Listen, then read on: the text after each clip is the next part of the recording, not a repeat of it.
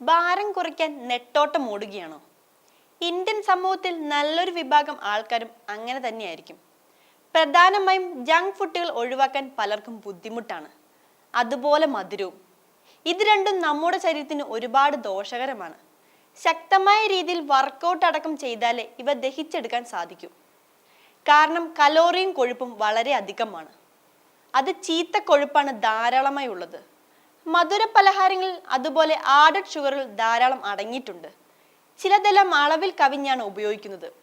ഇതൊക്കെ കൊഴുപ്പ് ശരീരത്തിൽ അടിഞ്ഞുകൂടാൻ കാരണമാകും. ഇവ രണ്ടിനൊപ്പം തന്നെ കൊളസ്ട്രോളും നമ്മളെ തേടി വരും. ധാരാളം ഓപ്ഷനുകളെ ഇവയ്ക്ക് പകരം നമ്മുടെ മുന്നിലുണ്ട്.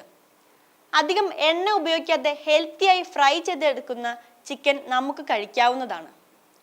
അതുപോലെ വീട്ടിലുണ്ടാക്കുന്ന ഭക്ഷണങ്ങൾ വളരെ പെട്ടെന്ന് നമ്മളെ ഹെൽത്തിയാക്കി മാറ്റും. അതിനൊപ്പം തന്നെ വർക്കൗട്ടും വന്നാൽ ശരീരം മെലിഞ്ഞ് സുന്ദരമാകും. പ്രായം 40 ആയാലും 50 ആയാലും ചിട്ടയായ ജീവിതശൈലി ഉണ്ടെങ്കിൽ നമുക്ക് ആരോഗ്യകരമായ ശരീരത്തോടെ ജീവിക്കാനാവും.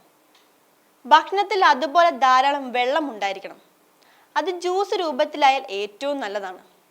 ആവശ്യമായ പോഷകങ്ങൾ അതിലൂടെ ലഭിക്കും. വെള്ളരിയും പുതിനയിലയും ചേർത്ത് ജ്യൂസ് ഉണ്ടാക്കി കഴിക്കാവുന്നതാണ്.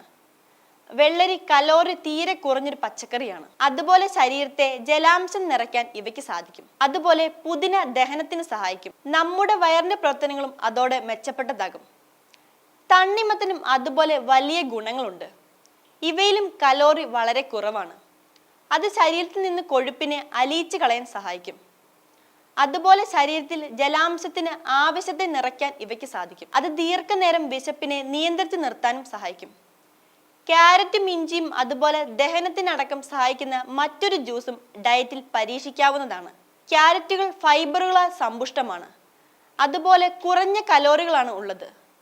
അമിത വിശപ്പിനെ ഫൈബർ അകറ്റി നിർത്തും. അതുപോലെ കൊഴുപ്പുണ്ടാകുമെന്ന ഭയവും വേണ്ട. ഇഞ്ചിയിൽ തെർമോജനിക് ഘടകങ്ങൾ അടങ്ങിയിട്ടുണ്ട്. ഇവ ശരീരത്തിലെ ചീത്ത കൊഴുപ്പുകളെ വേഗത്തിൽ ദഹിപ്പിച്ചു കളയും. ഇവ നിത്യേന കഴിച്ചാൽ ശരീരത്തിൽ മാറ്റം കാണാം. ഈ വീഡിയോ നിങ്ങൾക്ക് ഇഷ്ടമായാൽ ലൈക്ക് ചെയ്യുക. കൂടുതൽ വീഡിയോകൾക്കായി യോഗനാഥം ന്യൂസ് ചാനൽ സബ്സ്ക്രൈബ് ചെയ്യുക.